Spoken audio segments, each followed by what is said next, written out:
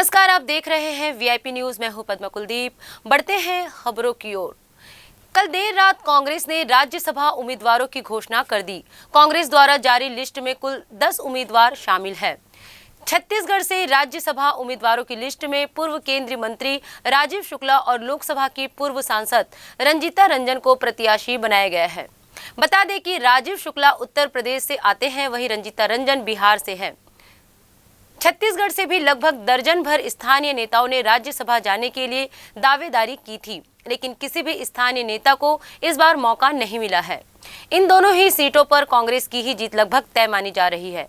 ऐसे में अब छत्तीसगढ़ में राज्यसभा की 5 सीटों पर 4 सीटों में कांग्रेस का कब्जा हो जाएगा। छत्तीसगढ़ में राज्यसभा सीट के लिए कांग्रेस ने अपने उम्मीदवार तय कर लिए हैं। कांग्रेस द्वारा जारी लिस्ट के बाद छत्तीसगढ़ की सियासत में फिर एक बार बयानबाजी तेज हो गई है। बता दें कि राज्यसभा के लिए छत्तीसगढ़ के कई स्थानीय नेताओं ने अपनी दावेदारी पेश की थी, लेकिन लिस्ट में छत्तीसगढ़ से एक भी नेता का नाम नहीं है। छत्तीसगढ़ से राज्यसभा सीट के लिए छत्तीसगढ़ के स्थानीय नेताओं का न होने को लेकर भाजपा ने कांग्रेस पर निशाना साधा है। नेता प्रतिपक्ष धर्मलाल कौशिक ने इसे छत्तीसगढ़ वासियों के साथ छलावा बताया है और सवाल खड़ा करते हुए कहा है कि क्या प्रदेश कांग्रेस का एक भी कार्यकर्ता राज्यसभा के लिए योग्य प्रत्याशी नहीं हो सकता था। नेता प्रतिपक्ष कौशिक द्वारा खड़े किए सवाल को लेकर कांग्रेस का पलटवार भी सामने आया है। कांग्रेस संचार विभाग अध्यक्ष सुशील शुक्ला ने कहा है कि पार्टी अपनी परिस्थितियों के मुताबिक उम्मीदवारों का चयन करती है। इससे पहले भाजपा ने भी प्रधानमंत्री नरेंद्र मोदी और स्मृति ईरानी के लिए इस तरह के हथकंडे अपनाए हैं। उन्होंने कहा है कि भाजपा का ये बयान उनकी ओछी मानसिकता को प्रदर्शित करता है। राज्यसभा की 2 सीट खाली हुई है, जिसमें एक अनुसूचित जनजाति के रामचार्य नेताम थे और दूसरी सीट पिछड़ा वर्ग के। इन दोनों सीटों पर उम्मीद थी कि छत्तीसगढ़ से लोगों का चयन होगा, लेकिन जो स्थिति सामने में है, छत्तीसगढ़ के लोग चले गए हैं। कांग्रेस के द्वारा ही कांग्रेस के लोग चले गए। 2.25 करोड़ की आबादी, लेकिन एक राज्यसभा बन जाए उसके लायक उनकी योग्यता कांग्रेस को दिखाई नहीं दी। छत्तीसगढ़ के विषय में बड़ी बड़ी बातें करते रही हैं और बड़ी बड़ी बातें करते हैं, लेकिन उनके कथनी और करनी का जो अंतर है आज आपके सामने स्पष्ट हो गया है कि वास्तविक में छत्तीसगढ़ के लोगों के प्रति कितना उनके मन में प्यार है और कितना उनका लगाव है। पार्टी का मामला है, मुझे बहुत कुछ कहने की आवश्यकता नहीं है, लेकिन कुल मिलाकर के मैं ये कह सकता हूँ कि छत्तीसगढ़ के लोग अपने आप को छला गया, ठगा गया, ऐसा महसूस छत्तीसगढ़ के लोग कर रहे हैं। श्री राजीव शुक्ल और श्रीमती रंजीत रंजन को कांग्रेस आला कमान ने छत्तीसगढ़ से राज्यसभा का प्रत्याशी बनाया है। निश्चित तौर पर दोनों ही बड़े योग्य, अनुभवी कांग्रेस के समर्पित कार्यकर्ता हैं और इनकी उम्मीदवारी से राज्यसभा में इनके चयन से न सिर्फ छत्तीसगढ़ बल्कि देश की आवाज़, देश की प्रबुद्ध आवाज़ राज्यसभा में गूंजेगी। हम सब कांग्रेस जन इससे प्रसन्नचित हैं। जहाँ तक भारतीय जनता पार्टी और नेता प्रतिपक्ष के बयान का सवाल है, तो उन्हें आत्मावलोकन करना चाहिए कि आज छत्तीसगढ़ में राज्यसभा के 2 सदस्यों का चयन होने जा रहा है। भारतीय जनता पार्टी कहाँ पे खड़ी? जनता ने उनको इस लायक भी नहीं छोड़ा है कि वे राज्यसभा के बारे में कुछ सोच भी सके। और राज्यसभा लोकसभा क्षेत्र और राज्य की सीमा के बाहर होते हैं। यदि ऐसी स्थिति है तो गुजरात से जाके बनारस में नरेंद्र मोदी क्यों चुनाव लड़े थे? भारतीय जनता पार्टी को इसका जवाब देना चाहिए। स्मृति ईरानी गुजरात से जाकर अमेठी में क्यों चुनाव लड़ी थी?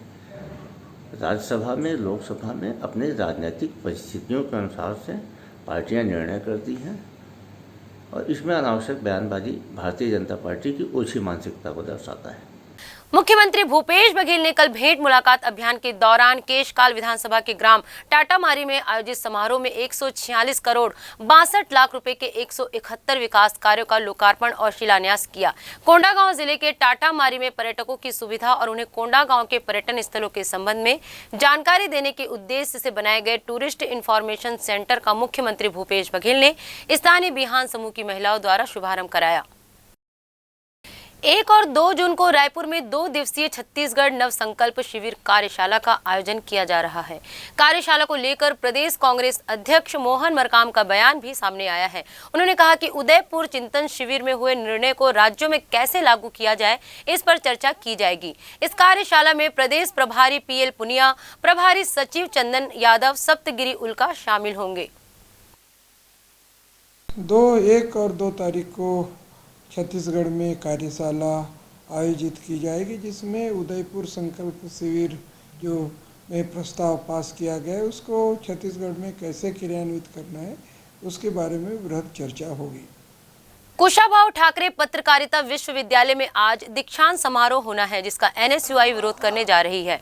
प्रदेश के मुख्यमंत्री भूपेश बघेल को आमंत्रित नहीं किए जाने को लेकर प्रदेश NSUI ने इसका विरोध कल दर्ज कराएगी। दरअसल कुशाभाऊ ठाकरे पत्रकारिता विश्वविद्यालय में होने वाले दीक्षांत समारोह में प्रदेश के मुख्यमंत्री को आमंत्रित नहीं किया गया और आमंत्रण पत्र में उनका नाम भी नहीं डाला गया। इसको लेकर लगातार NSUI विरोध दर्ज कराती रही है। अब इसी कड़ी में प्रदेश अध्यक्ष नीरज पांडे ने भी अपना विरोध दर्ज कराया है। बच्चों की भी बात है, वो कितने बच्चे हैं? हाँ, सब जगह है। ठीक है, यहाँ तो आपके 1000 बच्चे हैं टोटल। उसके बाद भी सबको कैसे दो? ये सब मत बताओ, सब व्यवस्था, ये सब मत बताओ। जो भारतीय जनता पार्टी OBC मोर्चा के राष्ट्रीय महामंत्री संगम लाल गुप्ता आज से 2 दिवसीय छत्तीसगढ़ प्रवास पर हैं। महामंत्री गुप्ता आज सुबह रायपुर पहुंचे। यहां से महासमुंद स्थित जिला कार्यालय पहुंचकर जिला पदाधिकारियों की बैठक ली। इसके बाद रायपुर वापस आकर सामाजिक बैठक में शामिल होंगे। 31 मई को भाजपा प्रदेश कार्यालय कुशाभाऊ ठाकरे परिसर में भाजपा विभिन्न मोर्चाओं के प्रदेश पदाधिकारियों और जिला अध्यक्षों की बैठक लेकर आवश्यक दिशा निर्देश देंगे।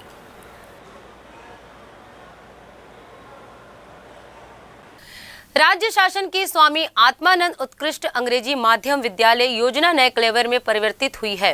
1000 मील के सफर की शुरुआत एक छोटे कदम से होती है। इस बात की मिसाल ये योजना है, जिसके माध्यम से बच्चों के सुनहरे भविष्य को गढ़ने की दिशा में मजबूती से कदम बढ़ाए गए हैं। जिले में 9 सर्व सुविधा युक्त स्वामी आत्मानंद उत्कृष्ट अंग्रेजी माध्यम विद्यालय संचालित है। इसी कड़ी में शहर के सर्वेश्वर दास स्कूल की दीवारों को उम्दा पेंटिंग से सजाया गया है। वही आकर्षक लैब और अध्ययनशील वातावरण बच्चों के लिए प्रेरक है। कलेक्टर तारण प्रकाश सिन्हा के मार्गदर्शन में विद्यालय की संकल्पना ने धीरे धीरे मूर्त रूप लिया है। शिक्षा की गुणवत्ता को बढ़ाने के उद्देश्य से शहर में संचालित सर्वेश्वर दास नगर पालिका विद्यालय उत्कृष्ट स्कूल में आत्मानंद अंग्रेजी स्कूल संचालित किया जा रहा है। इस स्कूल में हाईटेक लैब, दीवारों में आकर्षक पेंटिंग के साथ साथ हाईटेक शौचालय का निर्माण करवाया गया है। इस स्कूल में हाईटेक तरीके से बच्चों के पढ़ने के अलावा संसाधनों की व्यवस्था की गई है, इसीलिए ये स्कूल अन्य स्कूलों से यूनिक है।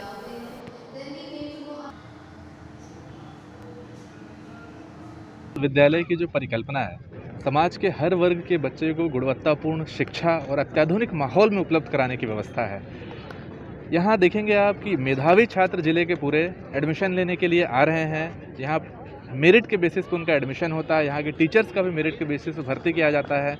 तो ये तो आप केवल इंफ्रास्ट्रक्चर की बात कर रहे हैं। इंफ्रास्ट्रक्चर के अलावा हमने एम्बियंस ऐसा रखा है, टीचर्स ऐसे रखे हैं, शिक्षा की गुणवत्ता पे भी ध्यान केंद्रित किया है। तो सभी बातों को मिला के राजनांदगांव का जो आत्मानंद विद्यालय है उसे ये सभी बातें यूनिक बनाती है अपने आप में और अच्छा उदाहरण पेश करती हैं। बाल काटने से मना करने पर एक व्यक्ति की चाकू से गोद कर हत्या कर दी गई है। हत्या करने के बाद आरोपी खुद थाने पहुंचकर अपने आप को कानून के हवाले कर दिया है। मामूली सी बात पर पनपे इस विवाद का अंत एक व्यक्ति की मौत के साथ खत्म हुआ। दरअसल पूरा मामला जिला मुख्यालय अंबिकापुर के गांधीनगर थाना क्षेत्र के मुक्ति पारा का है, जहां बीती शाम पुलिस को सूचना मिली कि 2 व्यक्तियों के बीच चाकूबाजी का विवाद हो गया है और ये विवाद बाल काटने को लेकर हुआ था। पुलिस ने बताया कि मृतक दीपक टोप्पो और आरोपी इमलियानुस मिंज दोनों पड़ोसी थे। थाना गांधीनगर को सूचना प्राप्त हुई थी कि मुक्तिपारा क्षेत्र में 2 व्यक्तियों के बीच में चाकूबाजी की घटना हुई है, जिस पर तत्काल पुलिस थाना गांधीनगर की टीम घटनास्थल पर पहुंची, जिस पर ये जानकारी मिली कि एक व्यक्ति दीपक टोप्पो नाम के आदमी को इमलियानुस मिंज, जो उसी गांव में उसी के पास में ही रहता था, वह सब्जी काटने वाले चाकू से शरीर में कई बार प्राणघातक हमला करके मृत्यु कारित कर दिया है। और उसके उपरांत इमलियानुस मिंज जो आरोपी है वो स्वयं थाना भी निकल चुका है, जिस पर थाना की स्टाफ को सूचना दी गई कि वास्तव में जो आरोपी है वो थाना सरेंडर करने आ चुका है पूछताछ में आरोपी बताया कि बाल काटने की बात को लेकर के मामूली से बात को लेकर के विवाद हुआ था और शराब के नशे में था, तो चाकू मार करके हत्या कारित कर दिया। मंत्री टी.एस. सिंहदेव 2 दिवसीय प्रवास पर बीई शाम महासमुंद पहुंचे। महासमुंद में कांग्रेसियों ने मंत्री का जगह जगह स्वागत किया। स्वास्थ्य मंत्री सबसे पहले मेडिकल कॉलेज का निरीक्षण किया। तत्पश्चात कांग्रेस भवन में कांग्रेस के नेताओं से मुलाकात की। आज मंत्री शासकीय महाविद्यालय, स्वास्थ्य विभाग, जीएसटी सहित पंचायत विभाग की अलग अलग बैठक लेकर समीक्षा भी करेंगे।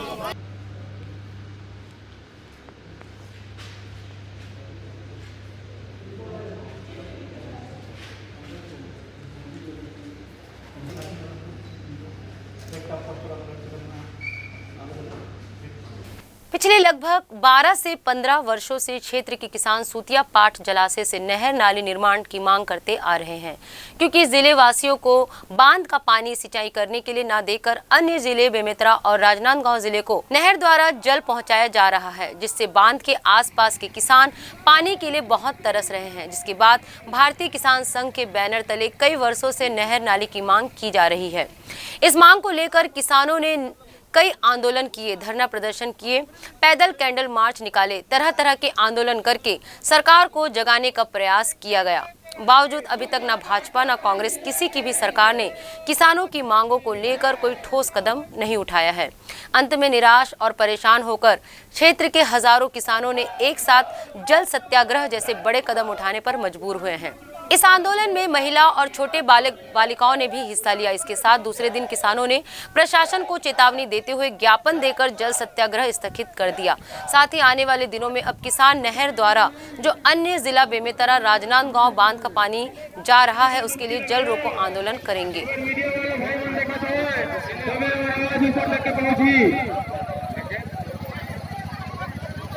मांग है सूतिया पाट नहर का जल विस्तार। नहर विस्तार जो है, जो काफ़ी समय से लंबित पड़ा है, वही मांग है। और लगभग इस मांग को लेके हम लोग आज से 15 साल से ज़्यादा हो गए हैं। मांग को लगातार आवेदन और ज्ञापन के माध्यम से देते हैं। पिछले 4 सालों में लगातार बड़े बड़े आंदोलन, रैली, चक्का जाम और ज्ञापन हम लोग ने किए हैं। और आज जैसा आप लोग देख रहे हैं, एक बड़ा संख्या में हम लोग जल सत्याग्रह किए हैं। ये केवल एक मांग है, और मांग को अब सरकार सिर्फ मांग समझती है या आवश्यकता किसानों की, वो तो उनकी नज़रिया है। लगभग 26 गांव को देने का प्रस्तावित है, लेकिन जो आंदोलन हुआ था उसमें 40 से ज़्यादा गांव कल शामिल हुए थे। और आज भी हमारा वो योजना था कि हम लगातार 5-5, 10-10 गाँव को बुला के करेंगे, लेकिन जहाँ तक प्रशासनिक व्यवस्था है और लोगों के जो आपस में जो बातें हुई है, उनके अनुसार हम लोग सोच रहे हैं कि आज ये मांग को, यहाँ आंदोलन को स्थगित करें। और आने वाले समय के लिए हमने एक अल्टीमेटम सरकार को दिया है कि अगर ये पानी के ऊपर सरकार कोई फैसला करती है जो हमारे पक्ष में हो, अगर वो फैसला नहीं आता है या साधारण भाषा में अगर नहर विस्तार को स्वीकृति नहीं देती है सरकार, तो अब ये बांध का पानी जो है किसी भी अन्य जिले में या किसी भी अन्य खेत में नहीं जा पाएगा। महासमुंद जनजाति सुरक्षा मंच द्वारा पटवारी कार्यालय के सामने एक सभा का आयोजन किया। जनजाति सुरक्षा मंच की मांग है कि धर्मांतरित व्यक्तियों को अनुसूचित जनजाति की सूची से बाहर किया जाए, संविधान के अनुच्छेद 342 में संशोधन किया जाए। सरकारी नौकरियों में धर्म छोड़ चुके लोगों को ज्यादा लाभ मिल रहा है, जिसका आदिवासी समाज विरोध कर रहा है। सभा के बाद आदिवासियों के द्वारा रैली निकालकर शक्ति प्रदर्शन किया गया। संविधान में अनुसूचित जनजाति होने के लिए एक प्रमुख शर्त यह है कि वह रूढ़ी परंपरा और जो परंपरागत अपने देवी देवताओं को मानता हो, उसको हम अनुसूचित जनजाति मानते हैं। अब आपके सभी प्रश्नों का उत्तर मेरे एक प्रश्न से मिल जाएगा कि जो लोग धर्मांतरित हुए हैं, उनसे मैं आपके माध्यम से प्रश्न करना चाहता हूँ कि जो लोग हुला लुलू करते हैं, जो लोग अल्लाह अकबर करते हैं, वो लोग क्या आदि परंपराओं को मानते हैं? वो लोग क्या हमारे जो महादेव पार्वती हैं उसकी पूजा करते हैं? वो लोग क्या हमारा जब ग्राम देवी देवताओं की पूजा पाठ होती है, जब हम अपने शीतला माता और खैरमाई की पूजा करते हैं, उसका प्रसाद ग्रहण करते हैं क्या? इन्हीं प्रश्नों से आपको उत्तर मिल जाएगा। इसीलिए जनजाति समाज को कुचक्र से बचाने के लिए हमारी मांग है कि जिस प्रकार संविधान के अनुच्छेद 341 में अनुसूचित जाति के लिए प्रावधान है, वही प्रावधान अनुसूचित जनजाति के लिए अनुच्छेद 342 में होना चाहिए। जनजाति सुरक्षा मंच द्वारा जो धर्मांतरण कर ईसाई बनकर आरक्षण का लाभ ले रहे हैं, ऐसे अनुसूचित जनजाति के लोगों को आरक्षण के लाभ से वंचित करने की मांग को लेकर कांकेर के मेला भाटा में सभा कर विशाल रैली निकाली गई, जिसमें हजारों की संख्या में लोग उपस्थित रहे, जहां विभिन्न समाज के लोगों ने फूलों की वर्षा कर और शरबत पिलाकर रैली का स्वागत किया।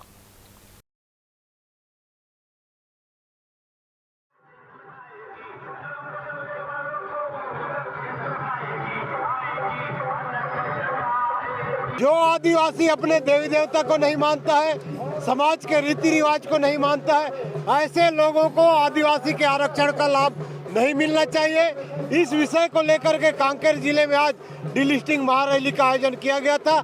इसमें अनुच्छेद 341 में अनुसूचित जाति का व्यक्ति यदि धर्म परिवर्तन करता है, सामाजिक रीति रिवाज और परंपरा को नहीं मानता है, उसको अनुसूचित जाति का आरक्षण का लाभ नहीं मिलता है।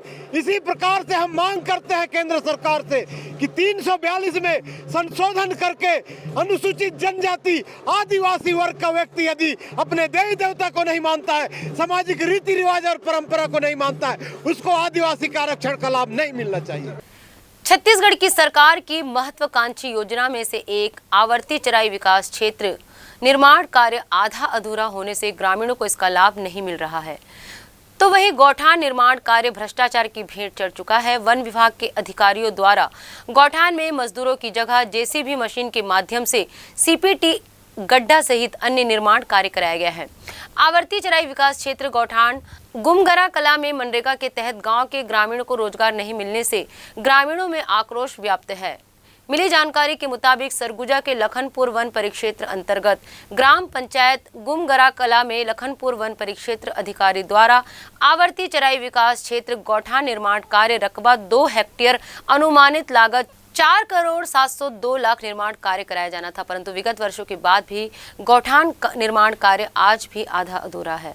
गौठान निर्माण कार्य में वन विभाग के अधिकारियों द्वारा मनरेगा के तहत मजदूरों की जगह जेसीबी मशीन के माध्यम से निर्माण कार्य कराया गया है और गौठान में पशुओं के पीने के लिए पानी की व्यवस्था तक वन विभाग द्वारा नहीं की गई है।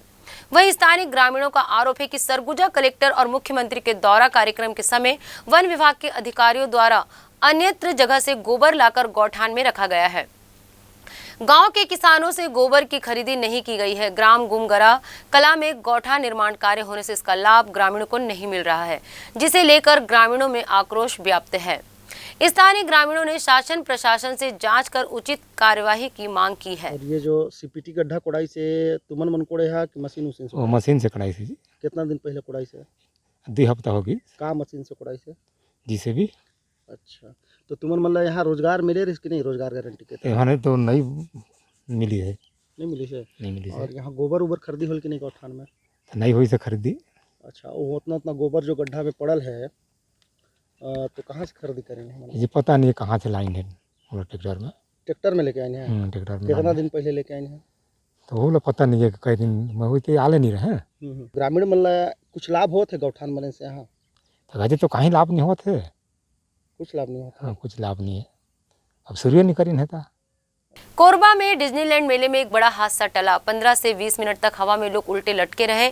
कोरबा के बुधवारी बाजार स्थित सर्कस मैदान में चल रहे डिज्नीलैंड मेले में विगत कई दिनों से भारी भीड़ चल रही है। मेले में विभिन्न प्रकार के झूले आए हुए हैं, जिनमें एक झूले में उस समय अफरा तफरी मच गई जब कुछ तकनीकी कमियों की वजह से झूला ऊपर ही फंसकर ठहर गया और उसमें बैठे लोग उल्टे लटक गए। फिर क्या था, उसमें बैठे लोग भयभीत होकर चीख पुकार मचाने लगे।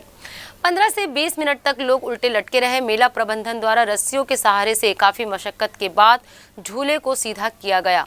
उसके बाद उसमें बैठे लोगों ने झूले से सुरक्षित उतरकर राहत की सांस ली।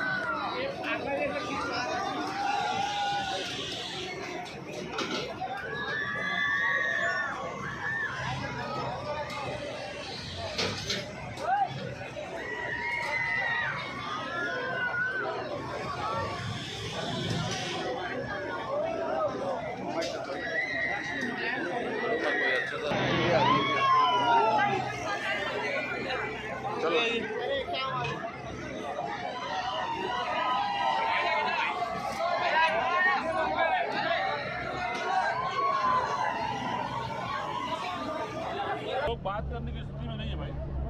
चलो चलो क्या घटना घटी थी अभी? अभी झूला 1 राउंड में ही ऊपर अटक गया था। उसका कारण इन लोग ये बता रहे हैं कि बोल्ट टूट के उसके गियर में फंस गया था और उसको खोलने की कोई व्यवस्था नहीं थी। एक तो पाने को खोजने के लिए इन लोग 4 जगह घूम रहे थे, एक पाना तक नहीं रख पा रहे थे। ये क्या व्यवस्था है? कितना मिनट ऊपर कम से कम 20 मिनट अपन ऊपर में थे। अभी 20 मिनट थे अभी ऊपर में। कैसा माना जाए कि किस तरह की व्यवस्था है जिले के अंदर? इतनी व्यवस्था खराब है, किसी को हार्ट अटैक आ जाए, कोई मर जाए, उसका क्या होगा? अभी कुछ भी हो सकता था। कोई कमजोर दिल वाला होता तो चले जाता। राजनांदगांव में कायस्थ समाज के द्वारा शहर के जमातपारा स्थित चित्रगुप्त मंदिर में निशुल्क स्वास्थ्य शिविर का आयोजन किया गया। इस निशुल्क स्वास्थ्य शिविर में बड़ी संख्या में लोगों ने स्वास्थ्य परीक्षण और इलाज करवाई। स्वास्थ्य शिविर के दौरान बड़ी संख्या में डायबिटीज के मरीज ज्यादा आए, जिनका इलाज और दवाइयां भी दी गई।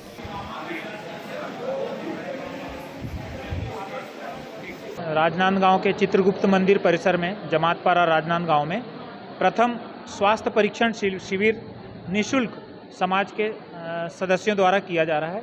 इसमें हृदय रोग का ECG टेक, blood test, sugar test, blood pressure और नेत्र परीक्षण, निशुल्क दवा वितरण और आहार विशेषज्ञ और मानसिक विकलांगता से विशेषज्ञ यहाँ पे मौजूद हैं। इसके साथ ही दंत रोग का निशुल्क उपचार हो रहा है। इसमें सभी प्रकार के समाज के सदस्य आकर स्वास्थ्य लाभ ले सकते हैं। अब तक कितने मरीज आ चुके हैं? अभी तक हम लोग सवेरे 10 बजे से 35 मरीजों का परीक्षण किए हैं, जिसमें सबसे ज़्यादा सर्वाधिक दंत रोग और नेत्र रोग के मरीज हैं। इसमें खास बात यह है कि हम लोग निःशुल्क सभी समाज के सदस्यों का स्वास्थ्य परीक्षण कर रहे हैं, उनको जागरूकता का अभियान ला रहे हैं। दंत रोग के विशेषज्ञों के द्वारा कैंसर से बचाव के उपाय भी बताए जा रहे हैं। और आँख की जो कॉमन बीमारी है, हम सभी जानते हैं मोतियाबिंद, उससे भी इलाज के बारे में यहाँ पे सही जानकारी दी जा रही है। अभी स्वास्थ्य शिविर लगाया गया है, जिसमें बहुत सारे डॉक्टर हमारे समाज के ही हैं। ये हमारे लिए बहुत अच्छी बात है और फ्री सेवा दे रहे हैं। हमारा जो डॉक्टर है वो स्पेशल है और कुछ मशीनें हमारे पास आई है, जिससे हमको भविष्य में होने वाली बीमारी के बारे में भी जानकारी मिल सकता है। कैसी मशीन?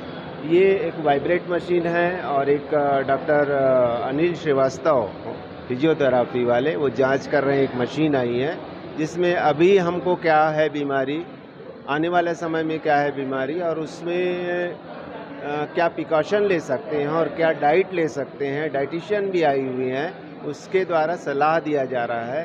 क्योंकि आजकल हम लोग बिना सोचे समझे कुछ भी चीज़ खा लेते हैं, भूख लगती है तो आजकल वो बहुत खतरनाक होते जा रहा है, जिससे हमारे शरीर को नुकसान होता है। तो हमारा समाज जो है एक सेवा भाव से अभी सामाजिक तौर पे इसका प्रचार प्रसार किया गया। ये फर्स्ट टाइम था करके। आने वाला समय में समाज के अलावा अन्य जो भी जांच यहाँ करवाना चाहेंगे निःशुल्क कराने का एक प्रयास करेंगे। और हमारे चित्रांश डॉक्टर ये सभी श्रीवास्तव हैं, इन लोग फ्री सेवा देंगे। सब लोग दुर्ग से आए हुए। छत्तीसगढ़ में पारंपरिक वाद्य यंत्रों का अलग ही महत्व है, क्योंकि यहाँ ज्यादातर निवासी आदिवासी हैं। ऐसे में वाद्य यंत्र उनके जीवन में बहुत ही महत्वपूर्ण होते हैं। आज वनांचल के कई पारंपरिक वाद्य यंत्र छत्तीसगढ़ में विलुप्त होने की कगार में हैं। ऐसे में बालोद जिले के रहने वाले एक युवक संजू सेन पारंपरिक वाद्य यंत्र को संरक्षित करने का काम कर रहे हैं। संजू सेन ने बस्तर, सरगुजा, सुकमा, दंतेवाड़ा और रायगढ़ जैसे जगह पर रहकर विलुप्त होते वाद्य यंत्रों को इकट्ठा किया है। देखिए हमारी ये खास रिपोर्ट।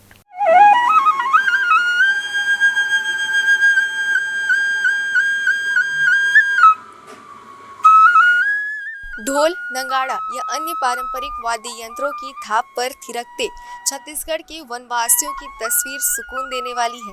लेकिन आप यह जानकर हैरान होंगे कि वनांचल के कई पारंपरिक वाद्य यंत्र विलुप्त होने की कगार में हैं। हालांकि प्रदेश के कुछ संगीत प्रेमी इसे सहेजने के लिए भी काम कर रहे हैं। संग्राहक संजू सेन ने वीआईपी न्यूज से खास बातचीत में बताया कि मेरी 3 पीढ़ी संगीत से जुड़ी है। दादा और पिता तबला वादक थे, मैं बांसुरी बजाता हूँ। इस आधुनिकता के युग में धीरे धीरे लोक वाद्य यंत्र विलुप्त होते जा रहे हैं। विश्व भर से लोग आज छत्तीसगढ़ घूमने आते हैं।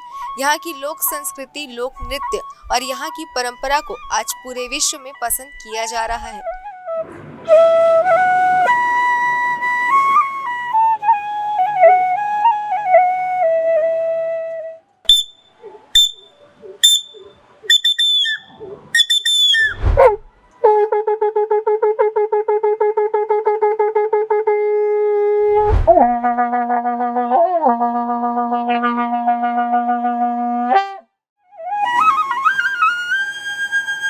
कोरोना काल संजू सेन के लिए वरदान साबित हुआ है। संजू बताते हैं कि कोविड के दौरान मैंने राज्य के विभिन्न जिलों में जाकर वाद्य यंत्रों को इकट्ठा करना शुरू किया।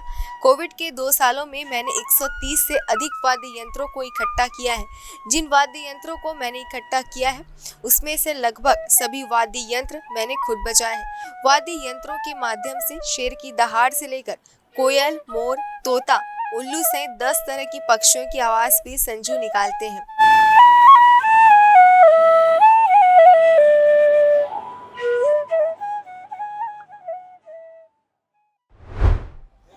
विलुप्त होती वाद्य यंत्रों को सहेजने का काम बलौद जिले के रहने वाले एक युवक ने किया है। ये तस्वीर देख सकते हैं किस तरीके से जो छत्तीसगढ़ की विलुप्त होती जो वाद्य यंत्र है उसको सहेज कर बलौद जिले के रहने वाले एक युवक ने बहुत अच्छे से सहेज कर रखा है। तमाम टमरिया है, ये सुरही बाजा है, बांसुरी है, तुरही है, तमाम जो वाद्य यंत्र है उनको सहेजने का काम किया है।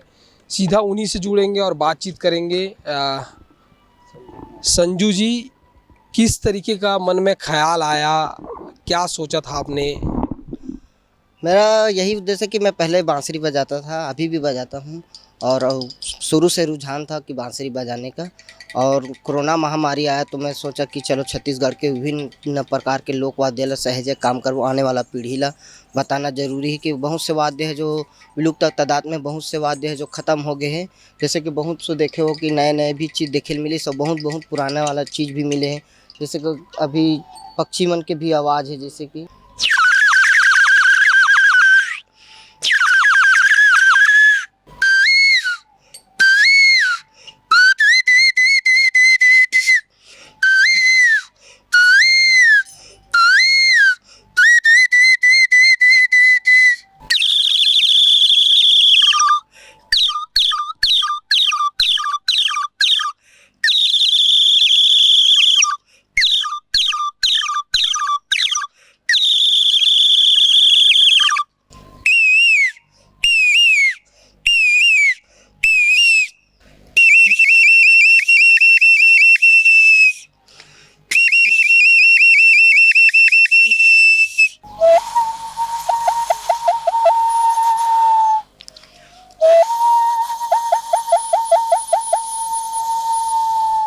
ऐसे करके छत्तीसगढ़ के बहुत से चिड़िया की आवाज़ सुने मिली से, जैसे कि तिले चल थाना, ये छत्तीसगढ़ के टमरिया, चांग है, डमऊ है, अलगोजवा है।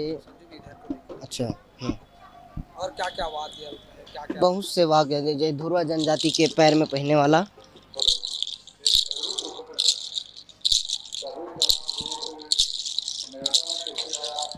यह है शिकारी बाजा।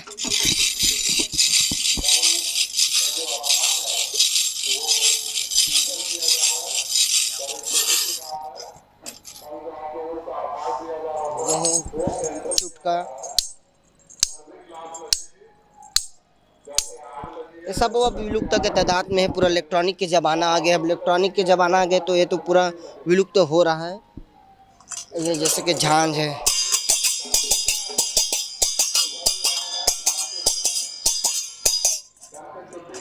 ये भी अब नदायल जाते घांगरा। अब तो देखे ला नहीं मिले घांगरा, नहीं तो बैला के गले में बांध के मड़ई में लम जाए में अक्सर ये देखे मिला।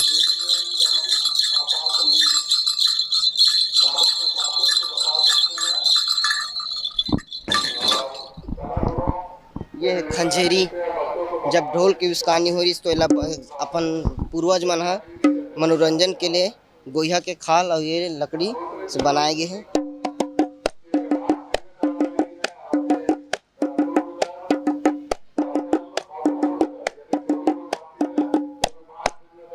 ये टिमकी है बस्तर अंचल के, अपन टेपरा है गाय के गले में बांधे जाए, खड़पड़ा है, ये सब चीज़ विलुप्त के तादाद में अब देखे ला नहीं मिले। और इनमें से बहुत से 50, 60, 70 बाजा ला खुद अपन हाथ से मैं बनाए हूँ और आने वाला पीढ़ी ला जानवाना चाहता हूँ कि ये ला सहज के रखे और देखे और जाने कर बारे में। कितना दिन हो गया आपको ये काम करते हुए, क्योंकि ऐसे बहुत सारे युवा हैं लेकिन अपने संस्कृति को सहेजने की ओर जो है अग्रसर नहीं होते, क्या कहेंगे और कितने दिन हो रहा है आपको? ये ला काम करे ज़्यादा दिन नहीं होते, 2.5 साल होते। कोरोना महामारी में ये काम करें खाली पीली घर में बैठे बैठे का करना है करके, तो मैं सोचा कि ये लोकवाद्य के ऊपर अपन रुझान पड़ी से हमारे छत्तीसगढ़ के विभिन्न लोकवाद्य के पीछे। इसके पहले आपके परिवार के भी लोग इसमें काम? हाँ, एक पहले अपन दादाजी तबला बजाते रही से, पापा जी भी तबला बजाते। अब मैं बांसुरी से रुझान हुई, फिर अपन छत्तीसगढ़ के लोकवाद्य के पीछे काम चालू करें। तो देख सकते हैं संजू सेन है जो विलुप्त हो रही जो वाद्य यंत्र है उसको सहेजने का काम कर रहे हैं। उनका साफ तौर पर ये कहना है कि जो आने वाली पीढ़ी है उनको बेहतर तरीके से इन चीज़ों को जानना चाहिए कि उनकी संस्कृति में किस तरीके की रीति रिवाजें हैं। बहरहाल बहुत अच्छे तरीके से संजू ने इन सारी चीज़ों को सहेज कर रखा है और बहुत ही अच्छा प्रयास उन्होंने किया है। कैमरा पर्सन मनीष मिश्रा के साथ खोमन साहू, VIP न्यूज़, रायपुर। इस बुलेटिन में फिलहाल इतना ही। देखते रहिए VIP न्यूज़। नमस्कार।